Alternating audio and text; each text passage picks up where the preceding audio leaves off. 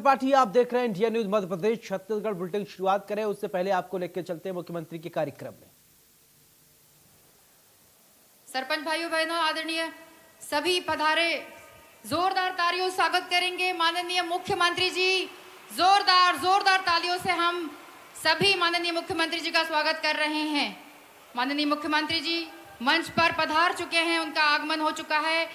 सभी का अभिवादन स्वीकार कर रहे हैं। माननीय मुख्यमंत्री जी आपका स्वागत कर रहे हैं। सभी सरपंच भाई बहनों का, नवनिर्वाचित सरपंचों का माननीय मुख्यमंत्री जी अभिवादन कर रहे हैं, उनका अभिवादन स्वीकार कर रहे हैं।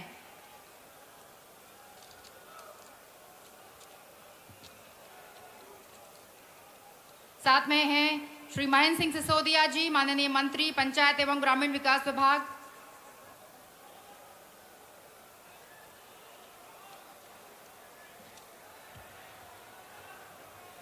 यौन है कि नहीं? हाँ, ये आवेदन मेरे पास पहुंचा दें। ये कई मेरे पास आ गए हैं और ये और बचे हैं, तो वहां कोई जाके सम्मान के साथ ले। अरे ये सबसे छोटी पंचायत के सरपंच है, मैं बड़ी पंचायत का सरपंच हूं, है तो दोनों एक ही। इसलिए ये कलेक्ट करके आवेदन पहुंचा दें, तब तक अपन अपना काम प्रारंभ भी करते हैं। अभी लेने आ रहा है कोई, आप चिंता मत करना। और बाद में इस कार्यक्रम के बाद मैं भी यहां से बीच से निकलूंगा, तो एक बार कोई बहुत जरूरी होगा तो मैं हाथ में भी ले लूंगा। आप सभी लोगों से निवेदन है, कृपया अपने स्थान पर ससम्मान बैठ जाएं। आप सभी लोग माननीय मुख्यमंत्री जी पधार चुके हैं। साथ में है श्री महेंद्र सिंह सिसोदिया जी, माननीय मंत्री पंचायत एवं ग्रामीण विकास विभाग, श्री प्रेम सिंह पटेल जी, कैबिनेट मंत्री श्री सुरेश धाकड़ जी, राज्य मंत्री पीडब्ल्यूडी लोक निर्माण विभाग। साथ में है श्री राम खिलावन पटेल जी, माननीय राज्य मंत्री पंचायत एवं ग्रामीण विकास विभाग।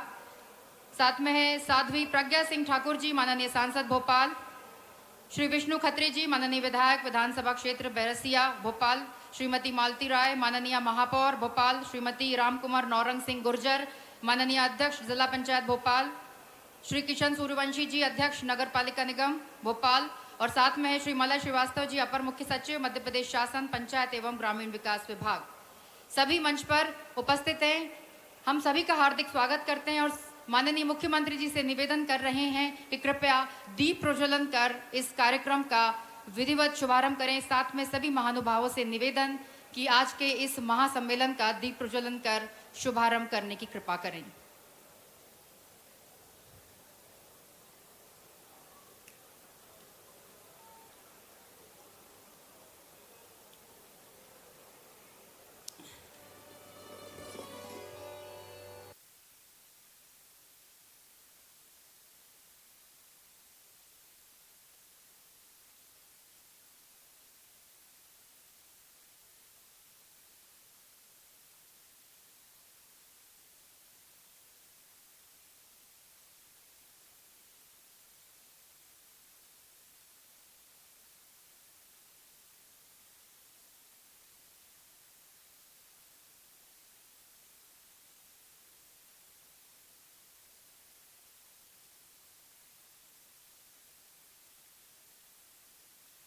वो सभी महानुभाव द्वारा दीप प्रज्वलन कर कार्यक्रम का शुभारंभ किया गया। इस महासम्मेलन का शुभारंभ किया गया।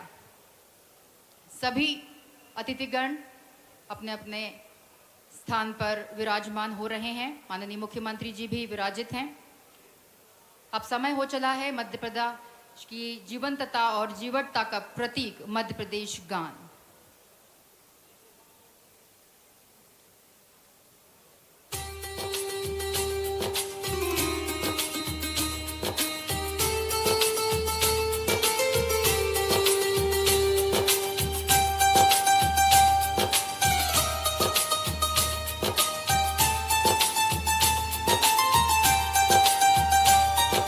सुख का दाता सबका साथी, शुभ का ये संदेश है। माँ की गोद पिता का आश्रय, मेरा मध्य प्रदेश है। कविता न्याय वीरता गायन सब कुछ यहाँ विशेष है। हृदय देश का यह मैं इसका, मेरा मध्य प्रदेश है, मेरा मध्य प्रदेश है। सुख का दाता सबका साथी, सुख का दाता सबका साथी, शुभ का ये संदेश है। माँ की गोद पिता का आश्रय मेरा मध्य प्रदेश है। सुख का दाता सबका साथी, शुभ का ये संदेश है। माँ की गोद पिता का आश्रय मेरा मध्य प्रदेश है। विंध्याचल सा भाल नर्मदा का जल जिसके पास है, यहाँ ज्ञान विज्ञान कला का लिखा गया इतिहास है। विंध्याचल सा भाल नर्मदा का जल जिसके पास है, यहाँ ज्ञान विज्ञान कला का लिखा गया इतिहास है। उर्वर भूमि सघन वन रत्न संपदा जहाँ अशेष है, स्वर सौरभ सुषमा से मंडित मेरा मध्य प्रदेश है। सुख का दाता सबका साथी, शुभ का ये संदेश है। माँ की गोद पिता का आश्रय मेरा मध्य प्रदेश है। सुख का दाता सबका साथी, शुभ का ये संदेश है। माँ की गोद पिता का आश्रय मेरा मध्य प्रदेश है। क्षिप्रा में अमृत घट छलका मिला कृष्ण को ज्ञान यहाँ, महाकाल को तिलक लगाने मिला हमें वरदान यहाँ। क्षिप्रा में अमृत घट छलका मिला कृष्ण को ज्ञान यहाँ, महाकाल को तिलक लगाने मिला हमें वरदान यहाँ। कविता न्याय वीरता गायन सब कुछ यहाँ विशेष है। हृदय देश का यह मैं इसका मेरा मध्य प्रदेश है। सुख का दाता सबका साथी, शुभ का ये संदेश है। माँ की गोद पिता का आश्रय मेरा मध्य प्रदेश है। मेरा मध्य प्रदेश है, हाँ, मेरा मध्य प्रदेश है। मेरा मध्य प्रदेश है, मेरा मध्य प्रदेश है। मेरा मध्य प्रदेश है। मेरा मध्य प्रदेश है।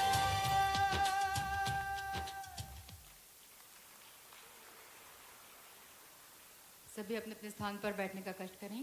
माननीय मुख्यमंत्री जी भी अपने आसन पर विराजित हैं। सभी महानुभाव मंत्रीगण, सांसदगण, विधायकगण। अब अगला क्रम स्वागत क्रम की ओर। माननीय मुख्यमंत्री जी के स्वागत के लिए मैं बहुत आदरपूर्वक माननीय महेंद्र सिंह सिसोदिया जी, मंत्री पंचायत एवं ग्रामीण विकास विभाग, आपसे निवेदन करूंगी माननीय मुख्यमंत्री जी का स्वागत करें। आप कृपया अपनी तालियों से जरूर अपनी सहभागिता सुनिश्चित करें। सभी लोगों से निवेदन, माननीय मुख्यमंत्री जी का स्वागत कर रहे हैं। माननीय मुख्यमंत्री जी के स्वागत के लिए माननीय राम खिलावन पटेल जी, राज्य मंत्री पंचायत एवं ग्रामीण विकास विभाग, आपसे निवेदन। साथ में माननीय मुख्यमंत्री जी के स्वागत के लिए श्री मलय श्रीवास्तव जी, अपर मुख्य सचिव। साथ में श्री महेंद्र सिंह सिसोदिया जी के स्वागत के लिए मैं धनंजय सिंह, सचिव पंचायती राज एवं ग्रामीण विकास विभाग, आपसे निवेदन। कृपया श्री महेंद्र सिंह सिसोदिया जी, मंत्री जी का स्वागत पुष्पगुच्छ भेंट कर करें। साथ में मंच पर उपस्थित सभी माननीय मंत्रीगण, सांसदगण, विधायकगण, महापौर एवं अध्यक्ष जिला पंचायत का स्वागत मैं आमंत्रित करती हूँ श्री अमरपाल सिंह, संचालक सह आयुक्त पंचायत राज संचालनालय द्वारा। कृपया सभी का स्वागत करने का कष्ट करें।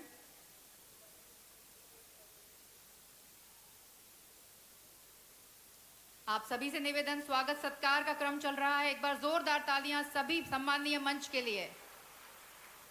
बहुत ही आत्मीय पल।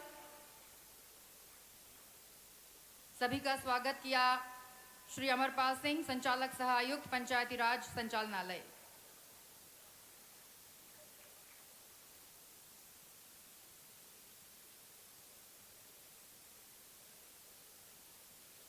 बहुत बहुत धन्यवाद महोदय।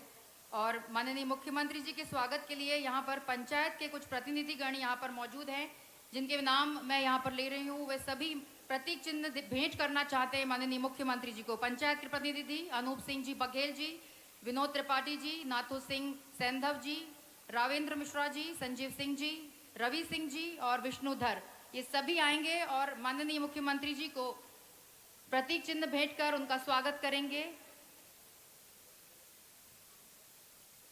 जैसा कि आप देख सकते हैं, जोरदार तालियां आप सभी की तरफ से। सिंह चौहान की और पंचायती राज की आज मध्य प्रदेश के शिल्पकार पंचायती राज को सुदृढ़ीकरण देने वाले, गांव के विकास की मंशा अपने दिल में जज्बात के साथ, जोश के साथ रखने वाले हमारे प्रदेश के मुखिया परम श्रद्धेय शिवराज सिंह जी साहब, जोरदार ताली बजाकर माननीय मुख्यमंत्री जी का स्वागत करें। मेरे भाइयों, लगना चाहिए इस पंडाल में कि मध्य प्रदेश में एक तरफ बड़े सरपंच साहब बैठे हैं और इस पंडाल में गांव के सरपंच जो हमारे राजा के रूप में आप सब बैठे हुए हैं। तो लगना चाहिए जोरदार तालियों से माननीय मुख्यमंत्री जी का स्वागत। आज इस मंच पर उपस्थित हमारे साथ हमारे मंत्रीगण आदरणीय प्रेम सिंह पटेल जी, हमारे राज्य मंत्री आदरणीय राम खिलावन जी, हमारे राज्य मंत्री आदरणीय सुरेश धाकड़ जी, हमारे बीच में हमारी ओजस्वी सांसद प्रज्ञा जी, हमारे विधायक विष्णु खत्री जी, राजकुमार गुर्जर जी जिला पंचायत अध्यक्ष, मालती राय जी महापौर, किशन रघुवंशी जी, हमारे एसीएस आदरणीय मलय श्रीवास्तव जी, पंचायती ग्रामीण विकास के समस्त अधिकारीगण, और आज इस पंडाल में मध्य प्रदेश की आन बान शान और जान हमारे पंचायत के समस्त सरपंचगण। मेरे साथियों, मुख्यमंत्री तो आते हैं चले जाते हैं, मगर व्यक्ति वही पहचाना जाता है जो जमीन से जुड़ा हुआ होता है।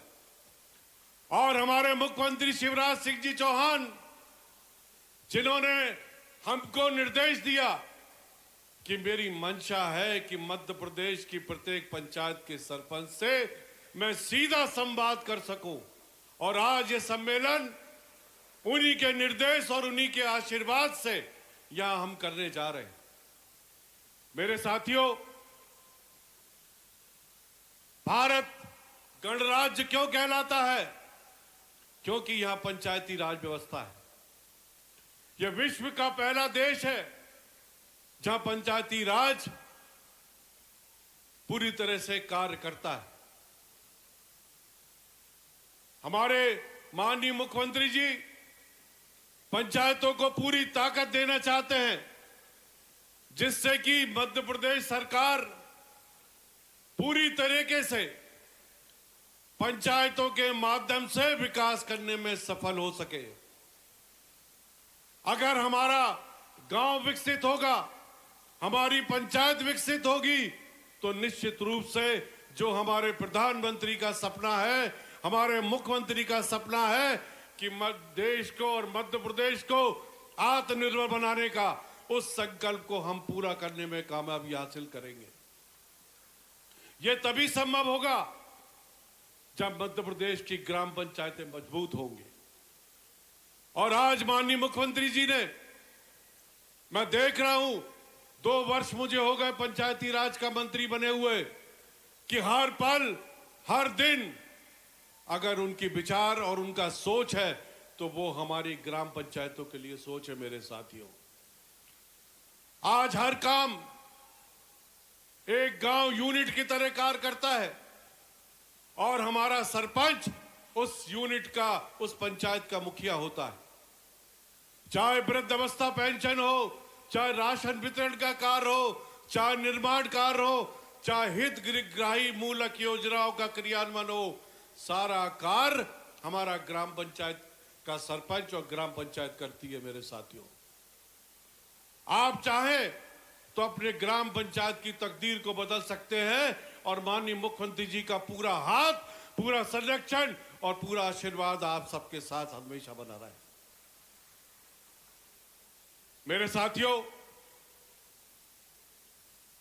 माननीय मुख्यमंत्री जी का यह सपना रहा कि सरपंच भाइयों के साथ साथ मेरी माताएं बहनें पिछड़ ना जाए, इसलिए 50% आरक्षण महिलाओं को देने में अगर किसी ने इतिहास रचा तो माननीय शिवराज सिंह जी चौहान, उन्होंने 50% आरक्षण हमारी महिलाओं को दिया, माता बहनों को दिया। और आज हमारी माताएं बहनें ठप्पे के साथ पंचायत भवन में बैठती हैं और उसी तरीके से कार्य करती हैं। माननीय मुख्यमंत्री जी, जिस तरीके से आप बल्लभ भवन में बैठ के काम करते हैं, उसी तरह हमारी सरपंच जो है माताएं बहनें वो कार्य करती हैं। आज मनरेगा के माध्यम से, 15 वित्त के माध्यम से और अन्य योजनाओं के माध्यम से हमारी ग्राम पंचायतें विकसित हो रही हैं और विकास की ओर अग्रसर हो रही हैं। हमारा 2019 में हमारे पंचायतों के चुनाव होने थे, बट कांग्रेस पार्टी के कुछ काउंसिलरों ने उसमें अड़चन पैदा की। 27% आरक्षण हमको ओबीसी को देना चाहिए था और हमारे मुख्यमंत्री जी ने विधानसभा में घोषणा करी कि जब तक पिछड़ा वर्ग को 27% आरक्षण नहीं दे दूंगा तब तक पंचायत के चुनाव नहीं होने दूंगा। और भले ही कांग्रेस पार्टी ने कितनी भी रिट पिटीशन लगाई हो, चाहे हाई कोर्ट चाहे सुप्रीम कोर्ट में, हर चीज का डटकर मुकाबला हमारे मुख्यमंत्री जी ने किया और अंतोगत्वा जीत सत्य की हुई और हार झूठ की हुई मेरे साथियों। और आज 27% आरक्षण के साथ मध्य प्रदेश में जो हमारे पंचायत राज का चुनाव हुआ, उसके लिए माननीय मुख्यमंत्री जी आज 22,000 सरपंचों की तरफ से मैं आपको विभाग के मंत्री होने के नाते धन्यवाद देना चाहता हूं। तो इस कार्यक्रम में सरपंच और पंच की जो ये कार्यक्रम है, इसमें मुख्यमंत्री पहुंचे हैं और मुख्यमंत्री ने अपने पहले ही संबोधन में कहा है कि आप छोटी पंचायत के सदस्य हैं तो मैं बड़ी पंचायत के सदस्य हूं। इसके बाद लोगों का हौसला अफजाई किया है। उन्होंने कहा कि सबकी दिक्कतें जो हैं वो सुनी जाएंगी और जो भी समस्या होगा उसका जल्द से जल्द समाधान किया जाएगा। इस वक्त की बड़ी खबर आ रही है आपके टेलीविजन स्क्रीन पर, ब्रेकिंग न्यूज इस वक्त की आपको बता दें, बड़ी खबर आपके टेलीविजन स्क्रीन पर बता दें कि राज्य स्तरीय उन्मुखीकरण प्रशिक्षण सह सम्मेलन, सीएम शिवराज का सरपंचों के साथ संवाद। बड़ी खबर आप अपने टीवी स्क्रीन पर देख पा रहे हैं। सम्मेलन में प्रवेश की 23,012 पंचायतों, तो 52 जिला पंचायतों और 313 जनप्रतिनिधि की अगर बात किया जाए तो सीएम शिवराज सिंह चौहान कार्यक्रम में शामिल हैं। बड़ी खबर इस वक्त आप अपने टीवी स्क्रीन पर देख पा रहे हैं। तो राज्य स्तरीय उन्मुखीकरण प्रशिक्षण सह सम्मेलन का आयोजन किया गया। सीएम शिवराज का सरपंचों के साथ संवाद।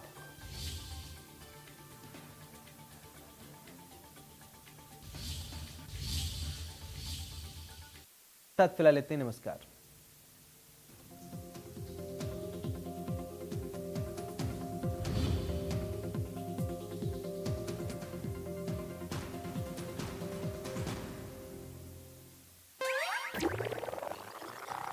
तीखी मिर्ची।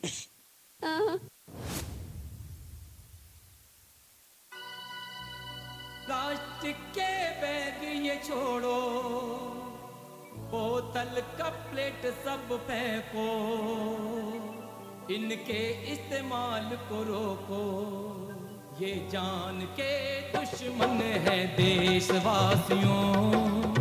सिंगल यूज प्लास्टिक छोड़ो देशवासियों। देखो ये प्लास्टिक जहर फैलाती है, मिट्टी में घुलती नहीं, दफन हो जाती है। प्लास्टिक से जहरीले केमिकल बाहर फिर आते हैं, पानी और फसलों में मिलके हमें क्षति पहुंचाते हैं। इस मीठे जहर से बचो मेरे देशवासियों। सिंगल यूज प्लास्टिक छोड़ो देशवासियों। सोचो धरती पर जितना है मानव जाति का भार, दुनिया में प्लास्टिक के कचरे का उतना सालाना अंबार। पानी परिंदे पशु और इंसानों को इससे खतरा है। ग्लोबल वार्मिंग क्लाइमेट चेंज का कारण भी ये कचरा है।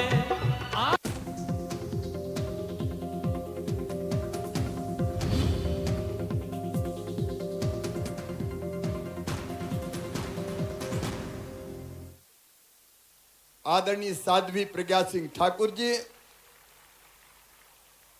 हमारे विधायक भाई विष्णु खत्री जी,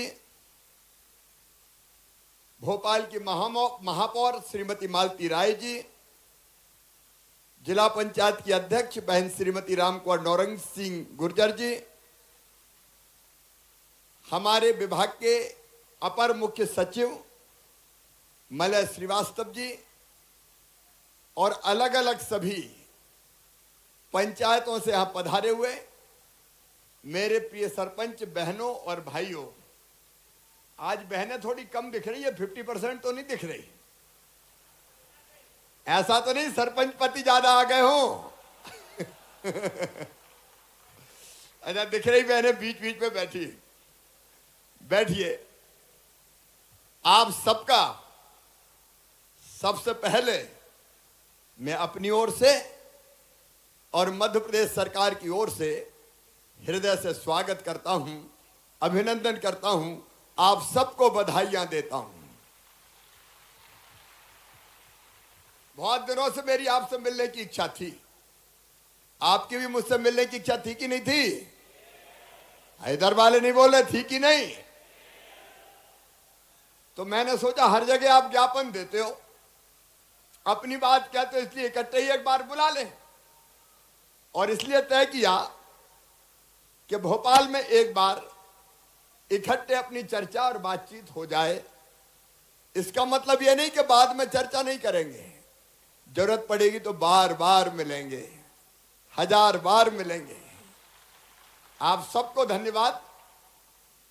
हमारे मंत्री जी जैसा बता रहे थे कि हमने निमंत्रण दिया कि आप सब आए, तो हमने बुलाया और तुम चले आए। एक बार फिर आप सबका बहुत बहुत स्वागत। मैंने पहले ही कहा कि मैं और आप एक बराबर हैं। आप ग्राम पंचायत के सरपंच हैं, मैं बड़ी पंचायत का सरपंच हूं। भाई, लोकतंत्र में जो बड़ी पंचायत का होता है वो बड़ी संभालता है, जो छोटी पंचायत का होता है वो छोटी पंचायत संभालता है। तो है अपन दोनों बराबर।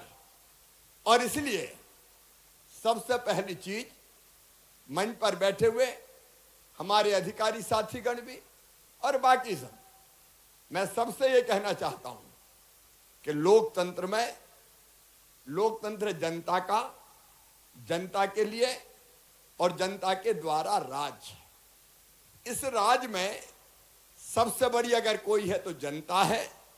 और जनता के बाद अगर किसी का नंबर आता है तो वो जनता का चुना हुआ प्रतिनिधि है, चाहे वो पंच हो, चाहे वो सरपंच हो, चाहे वो और किसी पद पर चुना गया हो।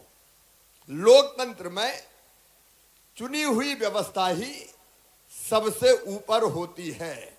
और इसलिए एसीएस सहित बाकी अधिकारीगण, उन सबको मैं स्पष्ट कर देना चाहता हूं कि अगर काम होगा तो जनता के चुने हुए प्रतिनिधियों की मर्जी के अनुसार होगा। बोलो ठीक बात है कि नहीं? उधर भी बताओ ठीक है कि नहीं? देखो, हमें जनता ने अधिकार दिया है, जनता ने वोट दिया है, जनता ने चुना है, जनता की अपेक्षा है। और हमारा तो टाइम भी 5 साल का है।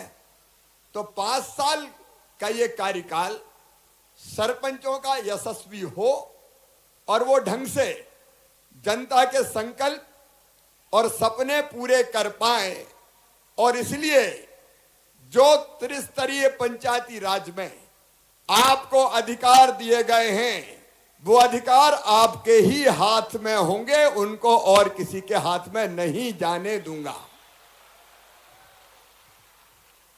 एक बात मैं जरूर कहना चाहता हूं कि कुल मिलाके चुना हुआ प्रतिनिधि और उनके अंडर में काम करने वाली शासकीय कर्मचारियों की व्यवस्था यथासंभव उसमें तालमेल और सामंजस्य हो, तो मैं उनको भी निर्देश यही दूंगा कि सरपंच और पंचायत के साथ चलें। और आपसे भी आग्रह यही है कि तालमेल जो हमारे अधिकारों का उपयोग करते हुए बढ़ा के, क्योंकि मिलना जुलना बैठना विचार करना यह हर एक स्तर पर आवश्यक है, वो होते रहना चाहिए। एक बात प्रारंभ में ये जरूर कहना चाहता हूं, अब आप चुने हुए सरपंच हैं, हो सकता है कोई ने आपको वोट नहीं दिया हो, कुछ तो ऐसे हैं कि जो निर्विरोध चुन के आए हैं। मैं ऐसी निर्विरोध पंचायतों को, जिनको मैंने समरस पंचायत कहा था, बहुत बहुत बधाई देता हूं। वहां चुनाव नहीं हुए, सबने मिलकर तय कर लिया कि फलाना सरपंच बनेगा और पंच बनेंगे। मैं उनको भी बहुत बधाई देता हूं। लेकिन लोकतंत्र में चुनाव, लोकतंत्र की विशेषता, चुनाव होना कोई खराब भी नहीं है, क्योंकि लोकतंत्र में तय किया है कि जनता अपनी मन से अपना प्रतिनिधि चुने। और इसलिए कई बार जरूरी है कि एक के बजाय 6 खड़े हो गए, 7 खड़े हो गए, 3 खड़े हो। चुनाव लोकतंत्र की खूबी भी है। लेकिन एक प्रार्थना मेरी आप सबसे है, पंचायत में जनता सब अपनी रहती है। अब जिनने चुना, कुछ ने वोट दिया होगा, कुछ ने वोट नहीं दिया होगा, यह स्वाभाविक है। लेकिन चुनने के बाद आपके मन में यह भाव ना रहे कि इसने नहीं दिया, जरा इसको तो देखता हूं। कई बार थोड़ा हो जाता है कि वो वोट दिया ही नहीं। देखो, अब अपने लिए बड़ी दृष्टि रखें, सबका भला करके। जिनने इस बार नहीं दिया उनका भी दिल जीत लो यार, सेवा करके। अधिकार तो सबके हैं, सेवा हमको सबको करनी है। इसलिए मन में कटुता का भाव हमारे ना रहे, तो मुझे ऐसा लगता हम और भी अच्छी और बेहतर सेवा कर पाएंगे। यह भारतीय जनता पार्टी की सरकार है, अपने प्रधानमंत्री नरेंद्र मोदी जी है, उनने भी कहा सबका साथ, सबका विकास, सबका विश्वास और सबका प्रयास। तो हमारी कोशिश हो कि विकास के काम में हम सबको साथ लेकर चलने की कोशिश करें। और मेरे प्रिय बहनों और भाइयों, एक बात और समझ लेना कि जनता तो अपने पास आएगी, रोज मांग करेगी, मच्छर हो रहे हैं, सरपंच क्या कर रहे हो तुम। अब तब ये मत कह देना कि ये सरपंच, ये मच्छर मारना मेरा काम है क्या कोई। देखो भैया, जनता तो हर काम के लिए आएगी, आपसे अपेक्षा है कि आप पूरा करो। कई बार अपन को गुस्सा आने लगता है, अरे वोट दे दे तो खरीद लाए का, खा ही जा रहे हैं, सवेरे से लेकर शाम तक लगे जो ही करत रहे काम। तो भैया देखो, जनता ने चुना है तो नाराज होने का अधिकार हमको नहीं है, चिड़चिड़ाने का अधिकार हमको नहीं है। हमको सुनना इतना जरूर है कि थोड़ा टाइम टेबल बना लेना चाहिए। पंचायत में कब बैठेंगे, लोगों को सूचना रहे कि इतने बजे से इतने बजे तक बैठेंगे, तो लोग भी उस समय आए ताकि बाकी काम भी कर पाएं। और एक बात जरूर बड़े ध्यान से कर लेना, वैसे आपने किया होगा, आप जो नियम है, प्रक्रिया है, जो आपके अधिकार है, वो जरा ढंग से पढ़ लेना। पढ़ लिए कि नहीं पढ़े? अरे पढ़े कि नहीं? देखो भाई, हर पंचायत में मंत्री जी आपके अधिकारी बैठे, हर पंचायत में अधिकार क्या क्या है ये पूरा एक गाइडलाइन बन के चली जाए, ताकि सबको पता चल जाए कि हम ये कर सकते हैं। और नहीं तो सरपंच तो हम हैं और चला कोई और रहा है, ये नहीं होना चाहिए। और इसलिए मैं आपसे भी कह रहा हूं कि हमको पढ़ लेना चाहिए अपने अधिकार, वो जरूरी है। और एक बात और निवेदन है मेरा कि बिना पढ़े कोई भी प्रस्ताव आए, भैया कभी दस्तखत मत करना, बिना पढ़े दस्तखत मत करना। अगर लोकतंत्र है वैसे तो सब पढ़े लिखे चुने हैं, लेकिन अगर कहीं कोई इक्का दुक्का ऐसा भी भाई या बहन हो तो कोई से ढंग से समझ ले, वो इसमें कोई बुराई नहीं है। बाद में ऐसे मामले भी आए कि जांच हुई तो सरपंच साहब ने कहा अरे हमने थोड़ी देखो, तो वो आ गए सचिव बा ने दस्तखत करा ले। तो इस चक्कर में मत रहना। देखो सारी चीजें समझ ही रहे होंगे, मैं कोई ये नहीं मानता कि आपने नहीं समझी होगी। दूसरी बात मैंने अभी कहा है, इतनी बड़ी पंचायत में पूरी ट्रेनिंग नहीं होती, तो ब्लॉक के स्तर पर पूरी ट्रेनिंग हो कि ये अधिकार है, ये काम है, ये प्रक्रिया है, ये नियम है, काम ऐसे करना है, ताकि हम सब चीजों को ढंग से समझ के अगले 4.5 साल ढंग से काम कर पाएं। ये कुछ चीजें मुझे लगी कि आपको बताना मेरी ड्यूटी है। एक बात मेरे बहनों और भाइयों, कि जनता को उनके हक देना है, उनके अधिकार देना है। जो जो पात्र भाई बहन हैं वो उनके अधिकार से वंचित ना रह जाए। देखिए सरकार यहां से तो योजना बना देती भोपाल से। अब भोपाल में जब वल्लभ भवन में हम समीक्षा करते हैं तो हमारे सामने अच्छा ही अच्छा पिक्चर सामने आता है। प्रधानमंत्री आवास बोले दनादन बन रहा है साहब, जल जीवन मिशन बोले बढ़िया पानी जा रहा है। अब बढ़िया जा रहा है कि नहीं जा रहा है ये तो आपको ठीक पता होगा, मैं तो हर एक गांव जाके देख नहीं सकता। मैं कोशिश कर रहा हूं, कई जगह आजकल औचक निरीक्षण कर रहा हूं, देख रहे होंगे आप, अचानक जाके भी देख रहा हूं। जहां गड़बड़ मिल रही है वहां सही करने का काम भी कर रहा हूं, वो भी देख रहे हो कि नहीं देख रहे हो आप लोग, तो वो भी कर रहा हूं। लेकिन मैं आज चाहता हूं कि मेरे बहनों और भाइयों, आप मेरी आंख और मेरे कान बन जाओ ना। मेरी बात समझ में आई कि नहीं? देखिए सही जानकारी कि योजना कई जगह बहुत अच्छी पहुंचती है, इसमें भी कोई दो मत नहीं है, काम बहुत अच्छा होता है। कई बार उसमें निचले स्तर पर गड़बड़ें हो जाती है, तो हमको सही जानकारी मिले ये जरूरी है। और इसलिए मेरे प्रिय सरपंच बहनों और भाइयों, हम दोनों बड़ी पंचायत और छोटी पंचायत मिलके एक हो जाएं। आपके और मेरे बीच में एक फोन कॉल की दूरी रहे, ताकि कोई आपको बताने लायक चीज हो। मेरे दोनों मंत्री साथी आदरणीय महेंद्र सिंह जी, भाई रामखिलावन जी, आपके नंबर भी दे दो और मेरे नंबर भी सीएमओ के, अभी नंबर लिख के मुझे दे देना, मैं बोल के भी बता दूंगा, यहाँ सीएमओ के जो अधिकारी होंगे वो दे देंगे। देखिए अगर कहीं कोई चीज ठीक से नहीं हो पा रही है, ऐसी चीज है कि मुख्यमंत्री को ध्यान दिलाना चाहिए, तो मैं आपको विश्वास दिलाता हूं कि गड़बड़ अगर होगी तो उसको ठीक करने में मैं कोई कसर नहीं छोड़ूंगा।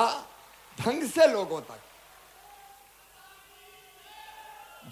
लोगों तक उनके अधिकार पहुंच जाए, ये मेरे बहनों और भाइयों हमारी जरूरत है, क्योंकि ये काम हमारा है।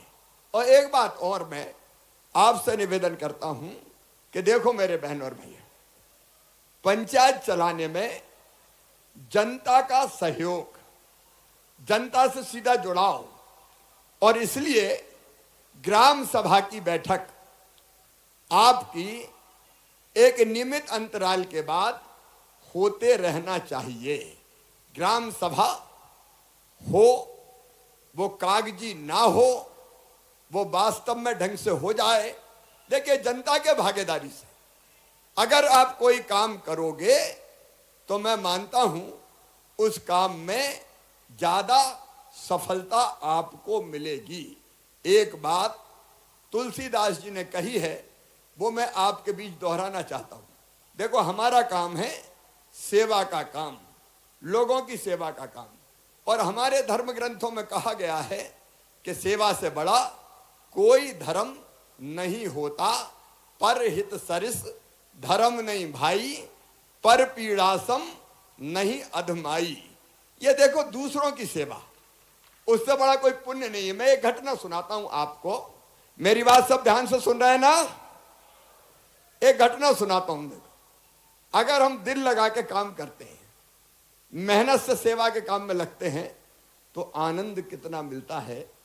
एक दिन मैं रोज अपने सीएम हाउस से निकलने के पहले जो लोग आते हैं उनसे मिलने की कोशिश करता हूं, लेकिन मंगलवार को कैबिनेट की बैठक रहती है।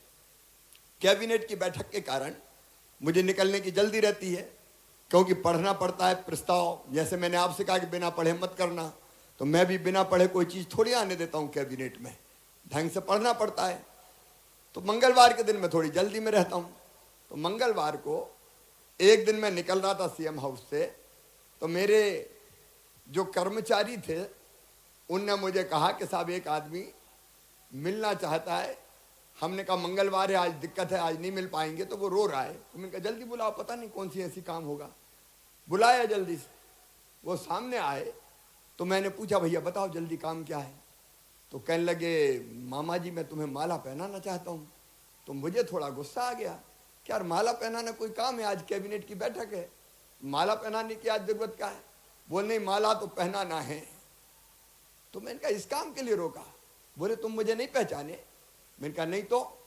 बोले जब तुम दौरे पे आए थे मेरे जिले में तो मेरा एक हाथ नहीं था, तुमने कलेक्टर को बुला के कहा था कि इसका हाथ लग जाए, मेरा वो हाथ लग गया है, तो मैं अपने उस हाथों से तुमको माला पहनाना चाहता हूँ, इसलिए मैं रो रहा हूँ।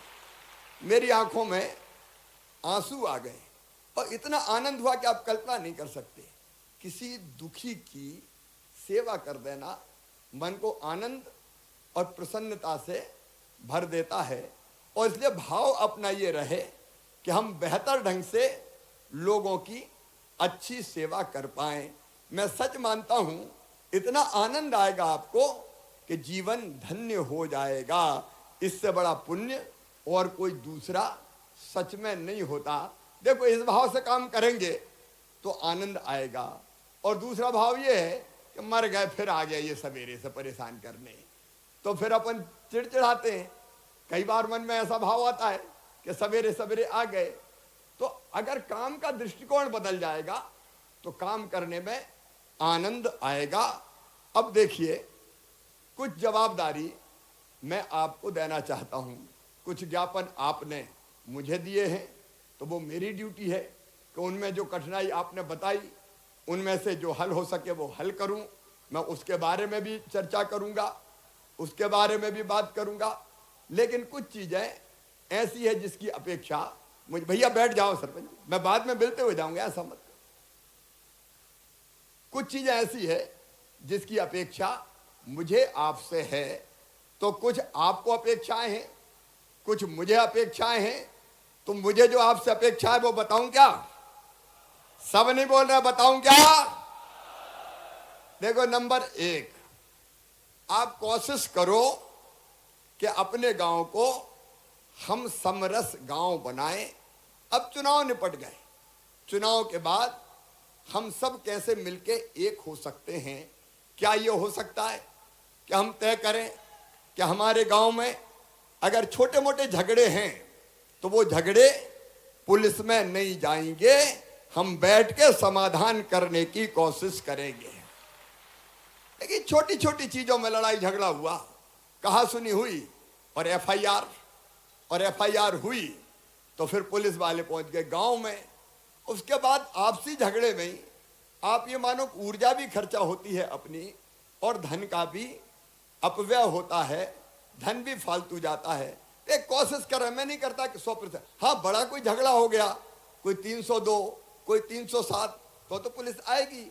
लेकिन मैं छोटी मोटी चीजों की बात कर रहा हूं। बोलो इसके लिए तैयार है? सब तैयार हैं? तो हम एक गाइडलाइन जैसी बनाएंगे कि भाई छोटे मोटे मामले में अगर गांव में निपट जाए तो उसकी एफआईआर ना हो। ग्राम स्वराज का एक नया कॉन्सेप्ट तैयार करके मैं आपके सामने प्रस्तुत करूंगा, जिसमें गांव की चीजें गांव में निपटे, इस बात की कोशिश हो।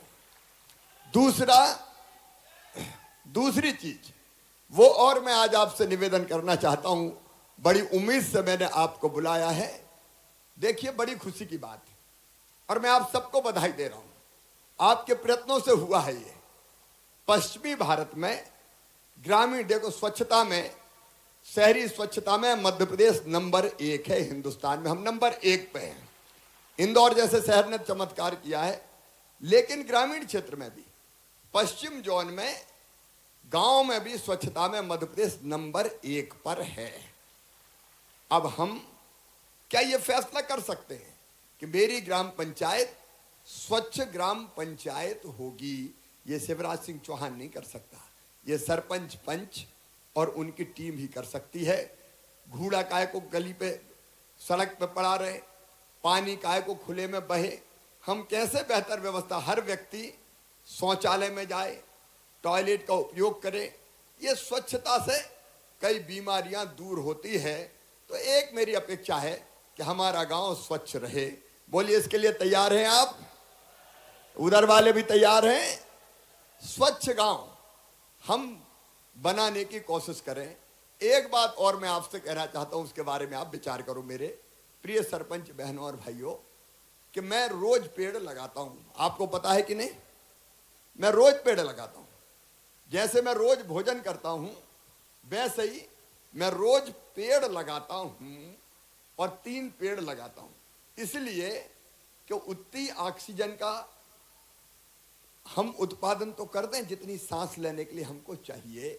मैं रोज पेड़ लगाने की बात नहीं कर रहा, गांव में व्यवहारिक भी नहीं है, लेकिन क्या हम ग्राम पंचायत में कोई जगह तय कर सकते हैं जिसकी हम फेंसिंग करवा दें, और हम तय करें कि यहाँ जन्मदिन के दिन पेड़ लगाए जाएंगे, जिसका जन्मदिन होगा वो पेड़ लगाएगा। या कोई माता पिता की पुण्य स्मृति में कोई काम करना चाहे तो वो पेड़ लगाएगा। बताओ, ये हो सकता है क्या? सब बताएं, हो सकता है क्या? तो मुझे लगता है सहज ही अपना गांव हरा भरा हो जाएगा, पेड़ लगातार लगते जाएंगे, और जो ऑक्सीजन का संकट, ग्लोबल वार्मिंग का संकट हमारे सामने है, उसको भी हम खत्म कर सकते हैं। मेरे प्रिय सरपंच बहनों और भाइयों, अपना गांव गरीबी मुक्त कैसे बने? देखो, सोचो आप, एक बार गंभीरता से सोचो। मैं केवल भाषण देने नहीं आया, मैं दिल में और आत्मा में मेरे जो चीज भरी है, जो भाव छुपे हैं, वो आपके सामने उड़ेलने आया हूं। गांव में गरीबी मुक्त अब कैसे होगा? देखिए, रोटी, कपड़ा, मकान, पढ़ाई, दवाई और रोजगार का इंतजाम, ये अगर हमने ढंग से कर दिया तो गांव गरीबी मुक्त होगा। अब नंबर 1 रोटी, तो राशन की व्यवस्था है, आप सब जानते हैं। आपको और ठीक से उस व्यवस्था को देखना है कि 5 किलो फ्री में राशन प्रधानमंत्री गरीब कल्याण योजना का जा रहा है, और 5 किलो मुख्यमंत्री अन्नपूर्णा योजना का अन्न आता है। ये अनाज ठीक से बटे, ये हमारी लगातार कोशिश रही है। लेकिन माइक्रो लेवल पे तो आप ही देखोगे ना कि कहीं कोई गड़बड़ नहीं हो रही। अगर ये हमने ढंग से देख लिया तो एक सीमा तक अन्न की पूर्ति हो जाती है। तो आप देखोगे क्या? मैं आपसे पूछ रहा हूं, सब देखेंगे? और मैंने तय किया है कि भाई देखो, वैसे अन्न हमारे यहाँ बढ़ता है, अनाज हमारे यहाँ बढ़ता है, लेकिन हमने तय किया है कि अगर अनाज के मामले में कोई ने जरा भी गड़बड़ की तो सीधे हथकड़ी लगेगी और जेल जाएगा, छोड़ेंगे नहीं किसी भी कीमत पर। लेकिन आप अपनी पंचायत में देख लोगे तो गरीबी मुक्त करने का एक बड़ा काम हो जाएगा। दूसरा, रोटी के साथ मकान। देखो मेरे प्रिय बहनों और भाइयों, प्रधानमंत्री आवास योजना के मकान, जिसमें 60% पैसा प्रधानमंत्री जी देते हैं, 40% पैसा राज्य सरकार मिलाती है। लगातार मकान आ रहे हैं, 38 लाख मकान हमारे बन चुके हैं। अभी 8 लाख मकान पर निर्माण का काम चल रहा है। इस साल हमने 10,000 करोड़ रुपए का बजट मकानों के निर्माण के लिए दिया है। आगे आपके कई के आवेदन आए कि आवास प्लस के नाम कट गए, पोर्टल बंद हो गया, कई तरह की चीज बताई। तो भारत सरकार के साथ मिलके, क्योंकि पोर्टल भारत सरकार का है, वहां से चीजें आती है, तो हम उस समस्या का भी समाधान करेंगे। लेकिन जो मकान बने वो ढंग से बन जाए, मकान का पैसा मकान में ही लग जाए, ऐसा ना हो कि मकान बने ही नहीं। और एक बात और, सब जगह से नहीं आती, लेकिन कुछ जगह से ये खबर भी आती है कि पैसा तो आएगा खाते में, लेकिन आवास प्लस की सूची में नाम आया तो 5-10 हजार रुपया झटक लिए कि ला हम तेरा स्वीकृत करवा देते हैं। ऐसी शिकायतें आई कि बहुत कम आई, मैं बहुत ज्यादा की बात नहीं कर रहा, लेकिन जिनने ऐसा किया उनको हमने नौकरी के बाहर भी कर दिया, सेवाएं समाप्त भी कर दी, कार्रवाई भी की। लेकिन आपकी जवाबदारी मेरे बहन और भाइयों कि जितने मकान आए वो ढंग से बन जाए, गरीब का मकान, गरीब की छत हो जाए, इसमें आपका सहयोग चाहिए कि काम ठीक से हो जाए। बोलिए आप सबका सहयोग मिलेगा। हम धीरे धीरे जैसे जैसे आते जाते हैं मकान बनवाते हुए चले जाएं। अब ये मकान भी हो गया तो एक तीसरी चीज अब वो प्रधानमंत्री आवास की राशि के लिए तो आप जानते हैं दिल्ली बात करनी पड़ी। अब वो आवेदन आ गया तुम्हारा मेरे भाई अरे ये नहीं है, देखो आपका ज्ञापन आ गया, उसमें से जो संभव है वो किया जाएगा। कुछ चीजें भारत सरकार के हाथ की है, कुछ चीजें मध्य प्रदेश सरकार के। अभी तो आप जो राशि आती है उसका बेहतर उपयोग हो जाए और मकान बन जाए, इस काम में लगे। राशि बढ़ना है कि और कुछ होना है वो भारत सरकार के हाथ की बात है, तो उन तक बात पहुंचाने का काम करेंगे। एक बात और मैं आपसे कहता हूं, वो है कि अपने गांव का हर बच्चा पढ़ने स्कूल जाए, कोई भी शिक्षा से वंचित ना रहे। देखो आप कर सकते हो, ये मैं नहीं कर सकता। आप जानते हो निःशुल्क किताबों की व्यवस्था, 8वीं तक यूनिफॉर्म की व्यवस्था, मध्याह्न भोजन की व्यवस्था, कई व्यवस्थाएं। और एक बात और मैं आज आपको कह रहा हूं, यहां से खुले मंच से मैं आप सबको आग्रह कर रहा हूं कि जो बच्चे पढ़ने में तेज हैं, किसी भी जाति और समाज के हों, बिना इस भेदभाव के हमने मध्य प्रदेश में ये तय किया है कि 12वीं में अगर 75% लेके वो आ गए तो लैपटॉप तो मिलेगा ही, लेकिन medical college, engineering college, IIT, IIM, law college, कहीं भी एडमिशन होगा तो फीस मम्मी पापा नहीं भरवाएंगे, मामा भरवाएगा, भारतीय जनता पार्टी की सरकार भरवाएगी। और इसलिए गांव में बच्चे स्कूल जाएं, नंबर 1। दूसरे, शिक्षा की गुणवत्ता सुधरे, इसलिए CM राइज स्कूल खोल रहे हैं। सब जगह तो नहीं बन सकते, अभी बीच बीच में बनाना शुरू किया है, और वो इतने अच्छे स्कूल होंगे कि हर प्राइवेट स्कूल को मात करेंगे।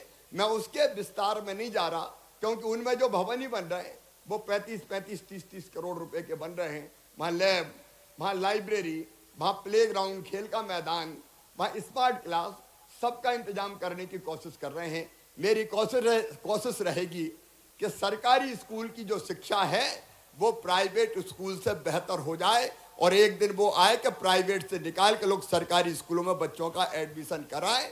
उस दिशा में कोशिश जारी है, लेकिन बच्चे स्कूल जाए, इसमें आप सबका सहयोग चाहिए। बोलिए मिलेगा? जोर से बताएं, मिलेगा? अब इसके बाद इलाज की व्यवस्था के लिए मैं आपसे निवेदन कर रहा हूं। देखो, इलाज गरीब के लिए सबसे बड़ी चीज है। बीमार हो गए तो कई बार उधार पैसा लिया, और उधार पैसा फिर कई दिनों तक चुकता नहीं है, और इसलिए आयुष्मान कार्ड व्यापक पैमाने पर बनाए गए। अभी आपके सहयोग से मैं आप सबको बधाई देना चाहता हूं कि आप सब ने मिलके जो शिविर लगाए गांव में, अलग अलग हितग्राही मूलक योजनाओं के जो हितग्राही थे उनके नाम जुड़ जाए पात्र के, तो 83 लाख लोगों के नाम जोड़ दिए गए अलग अलग योजनाओं के अंतर्गत। 83 लाख लोगों के, उसमें एक है आयुष्मान कार्ड। आयुष्मान कार्ड में 5 लाख रुपए तक का बड़ी बीमारी का इलाज केवल सरकारी अस्पताल में नहीं, प्राइवेट अस्पताल में भी निःशुल्क किया जाएगा। और एक और मैं आपको आग्रह कर रहा हूं कि एक तो आयुष्मान कार्ड से इलाज, और उसके बाद भी कोई दिक्कत हो जाए तो मुख्यमंत्री स्वेच्छानुदान की राशि मेरे पास है। अगर कोई गंभीर बीमारी किसी को हो, तो मेरे प्रिय बहनों और भाइयों, मैं आपसे निवेदन कर रहा हूं, वो बिना इलाज के ना रह जाए। हमें खबर लग जाए, हम उसका यथासंभव इलाज करवाने का भरपूर प्रयास करेंगे, ताकि कोई गरीब कैंसर का पीड़ित हो, ब्रेन ट्यूमर का हो, हार्ट का हो, कई की अप्रोच हो पाती है और कई की अप्रोच नहीं हो पाती, तो वो इलाज अपना ढंग से कर पाए। देखो ये चीजें ऐसी है कि मैं भोपाल में बैठ कर करना चाहूं तो चाह के भी नहीं कर सकता, इसलिए उसमें आपका सहयोग मुझे चाहिए। एक बात और, हमारा गांव की हर योजना मैं लगातार इस बात पे जोर दे रहा हूं और फिर आपका सहयोग चाहता हूं कि पूरी तरह से भ्रष्टाचार से मुक्त हो, उसमें आप सबका सहयोग मुझे मिले। जो गड़बड़ करे उसको हम छोड़ेंगे नहीं, ये मेरा संकल्प है, लेकिन मिलके करेंगे तो ये काम भी हम कर पाएंगे। फिर एक लाडली फ्रेंडली गांव, देखिए अपने गांव में मेरी आप सबसे प्रार्थना है कि हम बेटियों का और माताओं का सम्मान करें। अब पुराना जमाना बदल गया है और धीरे धीरे ये जागृति आ रही है। पहले तो बेटी का जन्म का मतलब होता था कि आफत आ गई हो, कई बार कई जगह ये मानते थे, सब जगह की बात मैं नहीं करता, लेकिन लाडली लक्ष्मी योजना ने पूरे परिदृश्य को बदल दिया है। बेटियां देवियां हैं और इसलिए हमारा गांव बेटियों के आगमन पर स्वागत करे, उनका बेटियों के जन्म पर स्वागत करे उनका, ये प्रार्थना है मेरी। मैं हर कार्यक्रम में ये संदेश देने की कोशिश करता हूं, बेटी बोझ नहीं, बेटी वरदान है, तो बेटियों के प्रति आदर रखे हमारा गांव। इसमें आपका सहयोग चाहिए। बोलिए मिलेगा तो बोलिए भारत माता की। एक गांव का अपन मास्टर प्लान बनाएं, इसको आप ध्यान से नोट कर लेना। गांव का मास्टर प्लान, जैसे शहर का मास्टर प्लान बनता है वैसे हम गांव का मास्टर प्लान बनाएं और गांव के मास्टर प्लान में आप तय कीजिए कि पहले साल कौन सा काम करना है। अब कोई भी अधिकारी काम तय नहीं करेगा, काम तय करेगी ग्राम सभा ग्राम पंचायत मिलकर। आप तय कीजिए, मैं आपसे आग्रह कर रहा हूं, आप बनाइए कि इस साल ये काम हम करेंगे, अगले साल हमारे मास्टर प्लान में ये है, उसके अगले साल मास्टर प्लान में ये है। तो जो राशि हमारी आने वाली है या जो राशि आई है उसका बेहतर से बेहतर उपयोग हम सुनिश्चित करके, जब कई बार ऐसा होता है बिना प्लानिंग का बना लिया तो जो चीज सामने आ गई बना दी। अब प्लानिंग से बनाओ ना कि पहले साल इतना सीमेंट कंक्रीट होना है, दूसरे साल हमको खेल का मैदान बनाना है, जो भी आपका, तो गांव बैठे और गांव का मास्टर प्लान बनाए। बोलिए सब बना लेंगे मास्टर प्लान। हमारे मंत्री साथी यहाँ बैठे हैं, एसीएस बैठे हैं, भाई नीचे ये निर्देश सीधे चले जाए कि गांव की विकास की योजना, पंचायत के विकास की योजना कोई अफसर नहीं बनाएगा और भोपाल से भी नहीं आएगी, वो गांव बनाएगा। सरकार अब भोपाल से नहीं, सरकार चौपाल से चलेगी। हो मंजूर तो बोलो हाँ। ये गांव में होने दो, क्यों गांव के लोग, सरपंच और उनकी टीम, ग्राम सभा ये समझती है कि ठीक चीज हमारी जरूरत की कौन सी है, उसको कैसे बनाएं। एक और बड़ी चीज मैं आपका निवेदन कर रहा हूं कि उसको भी आप ढंग से देखना, और वो है प्रधानमंत्री जी ने भी बहुत महत्वाकांक्षी योजना बनाई, 50% पैसा राज्य शासन मिला रही है। देखो पहले अपन गांव जाते थे तो गांव में डिमांड होती थी हैंडपंप लगवा दो, खेचू भिंड मुरैना तरफ कहते थे, हमारे गांव में खेचू खिंचवा दो भैया। अब ये हैंडपंप का जमाना हम बदलने की कोशिश कर रहे हैं। अब जल जीवन मिशन के अंतर्गत गांव गांव में पीने का पानी पाइपलाइन बिछा के और घर में टोटी वाला नल लगा के देना है, ताकि हैंडपंप पे पानी भरने नहीं जाना पड़े और नल की टोटी खोलें तो झरझर पानी आ जाए, गुंड गगरा और बर्तन भर जाए। ये एक बड़ी क्रांति है। पानी कितना महत्वपूर्ण है आप जानते हैं मेरे बहनों और भाइयों। पानी नहीं होता तब पानी की कीमत समझ में आती है। लेकिन जल जीवन मिशन की योजनाएं ठीक से बन जाए, मैं आप सबसे प्रार्थना कर रहा हूं और आपको अधिकार भी दे रहा हूं कि जल जीवन मिशन की योजनाएं चेक करो। हजारों करोड़ रुपया खर्चा हो रहा है या होने वाला है ताकि आपके गांव में ये पीने के पानी की व्यवस्था ढंग से हो सके। ये चेक करने का अधिकार आपको है और एक नंबर दूंगा कि अगर काम ठीक नहीं हो तो आप जरूर वहां शिकायत करना ताकि योजनाओं को हम चेक कर पाए और जो योजना बन गई है उसका संचालन फिर ठीक ढंग से हो सके। सेल्फ हेल्प ग्रुप करे या गांव की समिति करे, वो भी आप व्यवस्था बना लेना।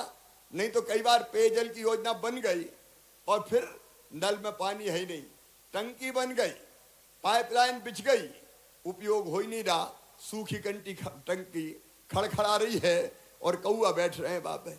अब इससे कोई फायदा थोड़ी ही कही जाएगी। और इसलिए इसका ढंग से उपयोग हो जाए, ठीक से बन जाए। जल कर की वसूली गांव के साथ मिलके, क्योंकि भविष्य में अगर ठीक से चलाना है तो वो आवश्यक है। तो ये जवाबदारी भी मैं आपको सौंप रहा हूं और आपसे मैं निवेदन कर रहा हूं कि इस जवाबदारी को भी आप निभाने की कोशिश करें। आपकी जितनी भी फ्लैगशिप स्कीम है उन पे आज मैं बात नहीं कर रहा। पीएम आवास योजना, जल जीवन मिशन, स्वच्छ भारत, एक चीज और स्वास्थ्य सहायता समूह। ये स्वास्थ्य सहायता समूह गरीब बहनों के कई जगह बहुत महत्वपूर्ण काम कर रहे हैं और इनकी आमदनी कई जगह एक बहन की आमदनी 10,000 रुपया महीना से भी ज्यादा हो गई है। तो ये एक नई ताकत है, एक नई क्रांति है और इसलिए सेल्फ हेल्प ग्रुप को आगे बढ़ने में आप सहयोग करना। मैंने गरीबी की बात कही थी, एक है रोजगार। रोजगार की कई योजनाएं हैं, उन पे आप नजर रखो। प्रधानमंत्री रोजगार सृजन कार्यक्रम, मुद्रा बैंक की योजना, मुख्यमंत्री उद्यम क्रांति योजना, सेल्फ हेल्प ग्रुप की कई योजनाएं। अब हम महीने में एक दिन रोजगार दिवस बनाते हैं और उस दिन अधिकतम योजनाओं में बैंकों से टाई अप होके पैसा पहुंच जाए खातों में, इस बात का इंतजाम करते हैं। तो ये स्व सहायता समूह शक्तिशाली बने और रोजगार की योजना में भी गांव में बच्चों को रोजगार मिल जाए। एक जानकारी आपको, 1 लाख तो सरकारी नौकरियां, उसके विज्ञापन लगभग निकल रहे हैं, उसमें भर्ती कर रहे हैं। निवेश के माध्यम से प्लेसमेंट हो, उसमें रोजगार की कोशिश कर रहे हैं। और तीसरी स्वरोजगार की योजना, उसके माध्यम से भी लोगों को रोजगार मिले, बच्चों को रोजगार मिले। एक बड़ा क्रांतिकारी कदम उठाया है, उसकी जानकारी मैं आपको देना चाहता हूं। देखो, एक अंग्रेजों ने षड्यंत्र किया था अंग्रेजी थोपने का। हमारे सर पर अंग्रेजी थोप दी गई और वातावरण यह बना दिया गया कि अंग्रेजी वाले ही समझदार है, बाकी तो गंवार है। लेकिन अंग्रेजी का मतलब विद्वता नहीं है। मेडिकल की पढ़ाई, इंजीनियरिंग की पढ़ाई, बड़ी क्लासों की पढ़ाई कायम होगी अंग्रेजी में। उस अंग्रेजी की अनिवार्यता के कारण गांव के बच्चे पीछे रह गए, गांव के बच्चे पिछड़ के रह गए, गांव के बच्चे सफल नहीं हो पाए।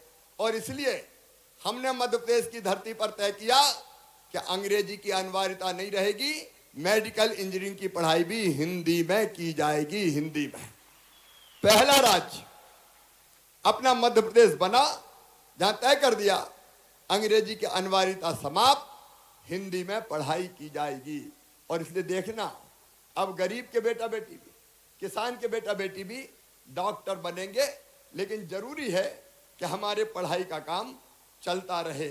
मेरे मित्रों, ये कुछ चीजें ऐसी है जो मैंने आपसे सहयोग के लिए मांगी है। एक नंबर मैं आपको जो हमारे राज्य मंत्री हैं और उनके वहां से नंबर आप अनाउंस कर देंगे तो वो सारे नंबर यहाँ पे सबके पास नोट हो जाएंगे।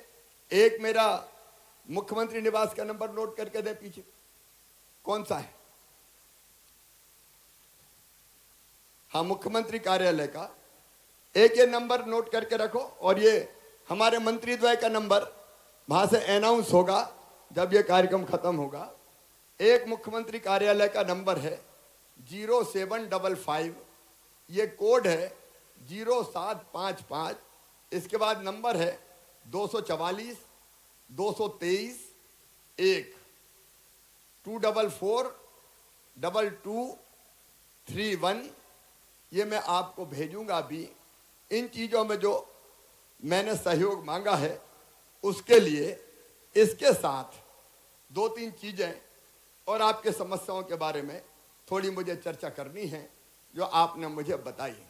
एक सफल होने के लिए एक मंत्र देता हूं। देखो, एक बार जीतना आसान है, जीतने के बाद लोकप्रियता बरकरार रखना ये बहुत कठिन काम है। भगवान श्री कृष्ण ने गीता में एक श्लोक कहा है, वो श्लोक मैं आपको सुनाना चाहता हूं। अर्जुन ने भगवान श्री कृष्ण से पूछा कि अच्छा कार्यकर्ता कौन? तो भगवान श्री कृष्ण ने कहा, मुक्त संगो, अनहमवादी, धृति उत्साह समन्विता, सिद्धि असिद्धियो निर्विकारा, कर्ता सात्विक उच्चते। मुक्त संगो मतलब जो संग से मुक्त हो, राग द्वेष से मुक्त हो, सबको बराबर मानता हो और सबके साथ समान व्यवहार करता हो। कौन ने साथ दिया नहीं दिया देखे बिना सबकी सेवा करे, वो है मुक्त संगो। अनहमवादी मतलब जिसमें अहंकार ना हो। अब मैं मुख्यमंत्री बन गया और मैं घमंड में चूर हो जाऊं कि साला मैं तो साहब बन गया, अब मेरे बराबर कौन है, और कोई से ढंग से बातें नहीं करूं, तो ये उचित नहीं है। हम सरपंच बन के और विनम्र हो जाएं, अहंकार हमारे मन में ना हो, तो मुक्त संगो। अनहमवादी, धृति मतलब धैर्य। देखो, बने हैं तो कई समस्या हमारे सामने आएगी, कई परेशानी आएगी।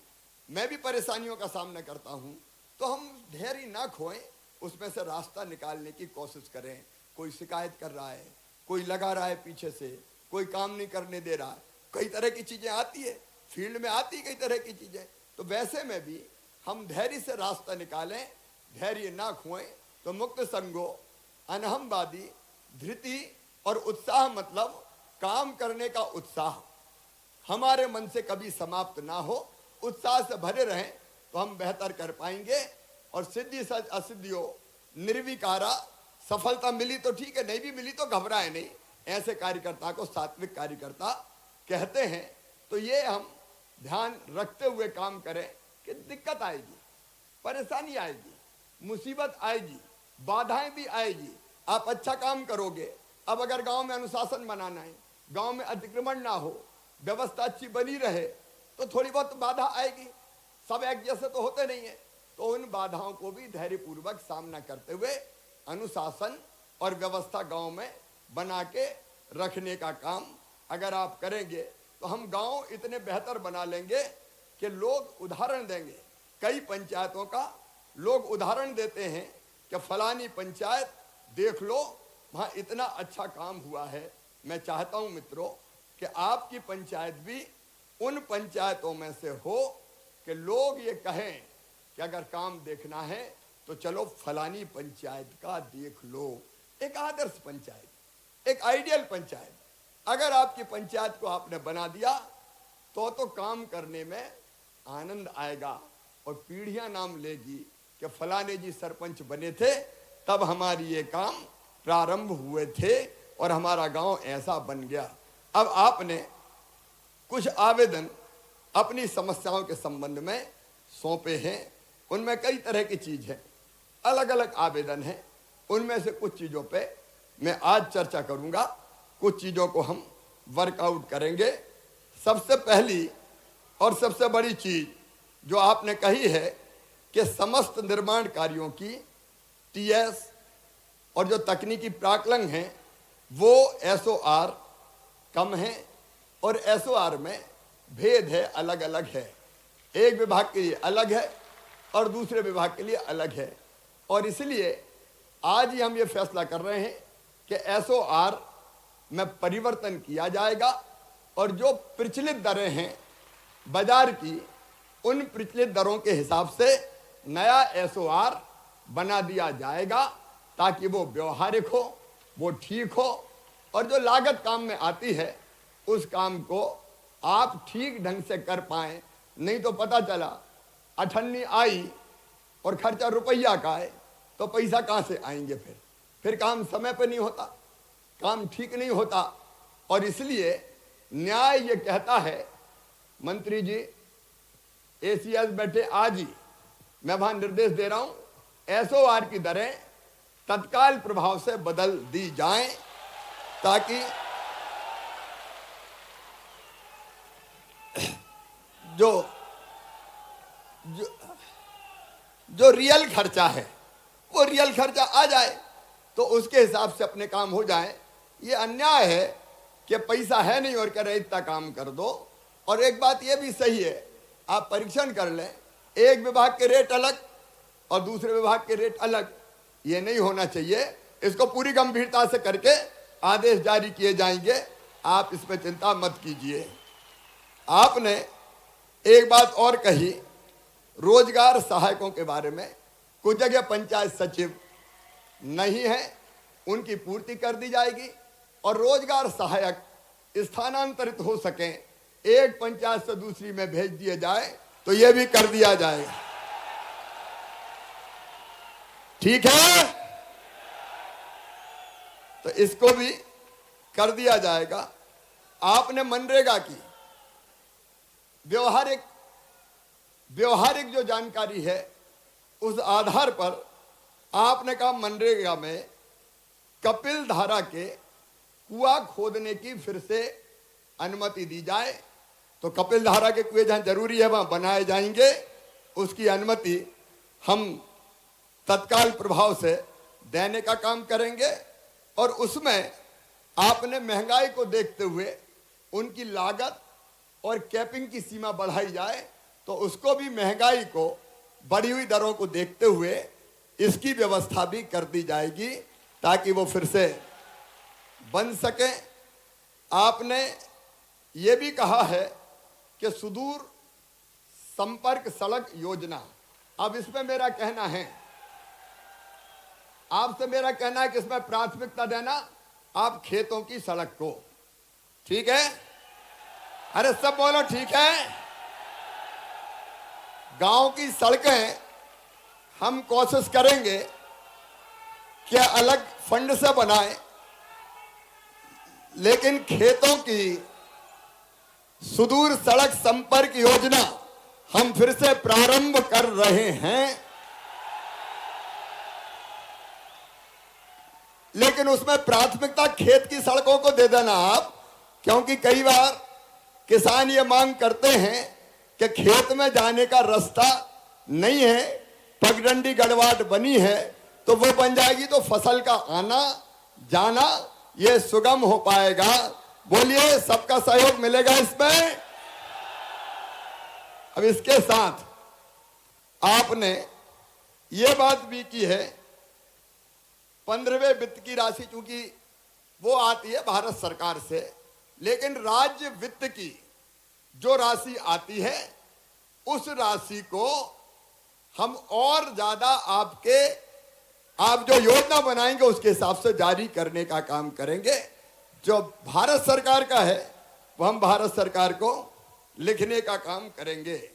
आपने इसके अतिरिक्त राजस्व विभाग के अंतर्गत नामांतरण और बंटवारा ये अधिकार पंचायतों के पहले थे, फिर कुछ बाधाएं पैदा हुई, शिकायतें हुई, तो इसका परीक्षण करके मैं चाहता हूं कि नामांतरण जैसे मामलों में पंचायत के पास अधिकार आ जाएं। कोई गड़बड़ हो तो जिम्मेदारी अलग तय हो, तो उसकी व्यवस्था भी हम लोग तय करेंगे। अब एक और मांग मेरे पास आई है कि सीएम हेल्पलाइन में फर्जी शिकायतकर्ताओं के खिलाफ कार्रवाई की जाए। अब ये एक बड़ी समस्या हो गई कि सीएम हेल्पलाइन इसके लिए कि कहीं गड़बड़ हो तो शिकायत करें। अब ऐसे ग्रोह तैयार हो गए जो झूठी शिकायतें करते रहते हैं और झूठी शिकायत पे जांच हो जाती है और जांच के बाद फिर दिक्कत होती है। तो मैं ये व्यवस्था करूंगा कि झूठे शिकायतकर्ता के खिलाफ भी फिर कार्रवाई की जाए कि तूने झूठी शिकायत क्यों की। और नहीं तो इसी में परेशान रहते हैं बेचारे, झूठी शिकायत हो गई, बैठ गई जांच, अब फिर सरपंच साहब बेचारे काम करें कि शिकायत का सामना करें, उसी में परेशानी हो जाती है। तो ये मांग भी ये भी समस्या अपनी बहुत जायज है और इसलिए इस पर भी हम लोग कार्रवाई करेंगे। आपने ये बात भी कही है कि पोर्टल की तकनीकी कमियों के कारण कई बार काम अटकते हैं। इस मामले को हम भारत सरकार के साथ चर्चा करके इसको भी हम हल करने का काम करेंगे। आपने बीपीएल की सूची में नाम जोड़ने की बात कही है, तो इसमें मैं एक बात आप सबसे कह रहा हूं। देखो, अभी बीपीएल की सूची में 86%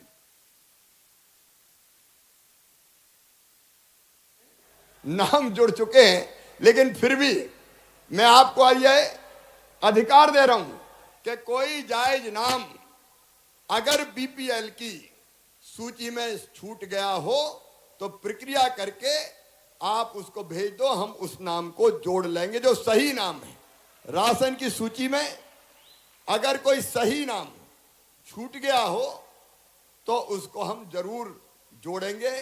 लेकिन एक जिम्मेदारी और, भले वो वहां मत उठाना आप, लेकिन अगर कोई गलत नाम जुड़ा है, ट्रैक्टर भी घर पे है, गाड़ी भी घर पे है और बीपीएल में भी है, तो बताओ उसका नाम काटा जाए कि नहीं?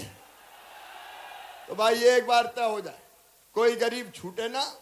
और कोई, मैं सामान्य व्यक्ति की नहीं कह रहा, कोई सामान्य गरीब की नहीं कह रहा, लेकिन कोई बहुत ऐसा नाम जुड़ा है कि जिसका बीपीएल का कोई मतलब ही नहीं है, तो उसका नाम काटने का काम भी हमको करना चाहिए। वही न्याय है कि सही नाम छूटे नहीं और गलत नाम अगर है तो वो नाम कट जाए। बोलो भारत माता की। और एक बात, सरपंचों का मानदेय अभी केवल 1750, सरपंचों का मानदेय अभी केवल 1750 रुपया है। इसको बढ़ा के मैं 4250 रुपया कर रहा हूं, ताकि चाय पानी का खर्चा तो ढंग से निकल जाए।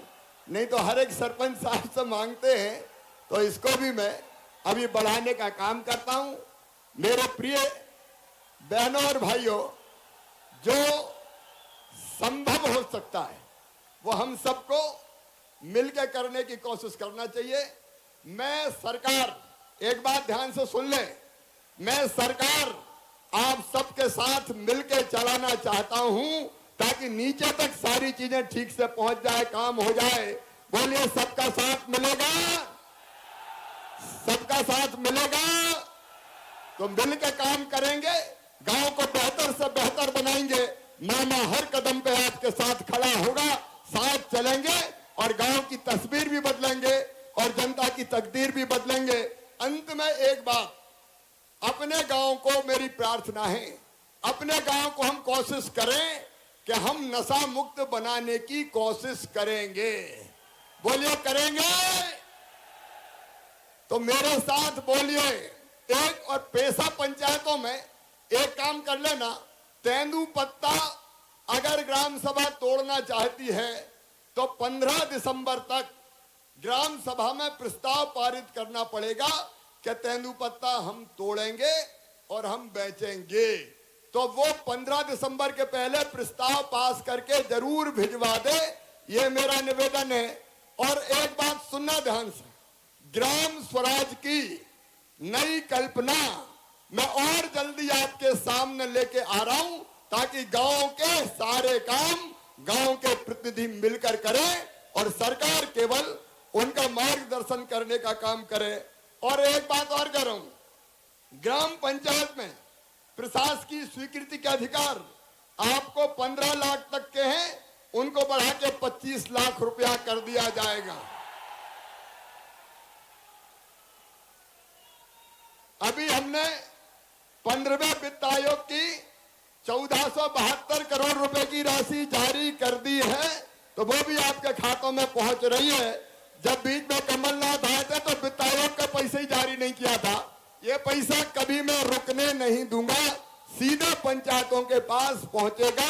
आओ मेरे प्रिय बहनों और भाइयों, हम सब संकल्प करें कि इस एक एक पैसे को हम ढंग से जमीन पे लगाएंगे, काम बेहतर करेंगे, योजनाओं का क्रियान्वयन करेंगे और अपने गांव को बेहतर ग्राम पंचायत को बेहतर ग्राम पंचायत बना के दिखाएंगे। उसमें मैं साथ दूंगा, आप सबका सहयोग मिले। सब तैयार है? तो आज संकल्प लेंगे कि हम मिलकर बेहतर काम करेंगे।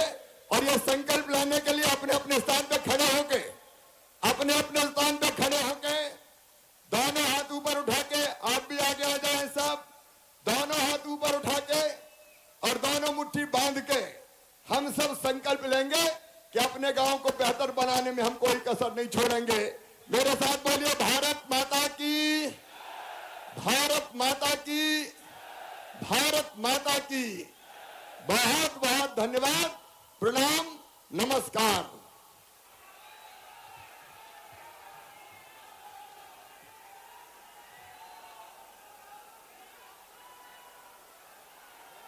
बहुत बहुत धन्यवाद माननीय मुख्यमंत्री जी, बहुत बहुत धन्यवाद आपका, आपके ओजस्वी उद्बोधन के लिए। अभी हम सुन रहे थे माननीय मुख्यमंत्री जी, उनसे हमें मार्गदर्शन प्राप्त हुआ और बहुत ही आदरपूर्वक माननीय हो गए।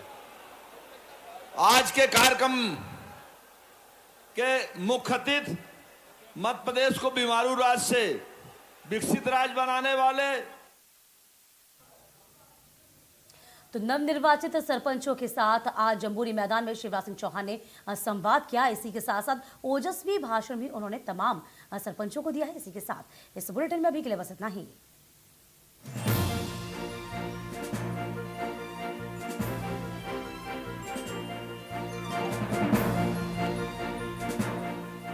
असली विलन तो तू है अपनी